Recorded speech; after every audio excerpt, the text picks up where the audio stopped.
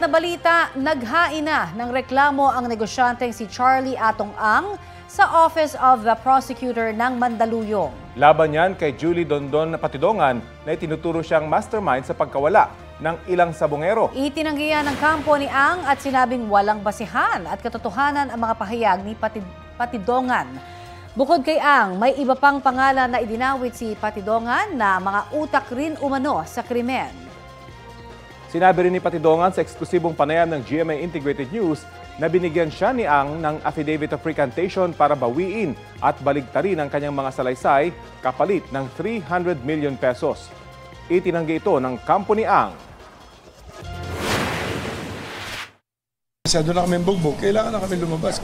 Kailangan kami lumaban eh. Hindi ko alam kung sino nasa likod niya. Siguro sa pag-iimbestiga din na lang ng mga pulis siguro, makikita nila ko ang punot dulo niya kung ano yan.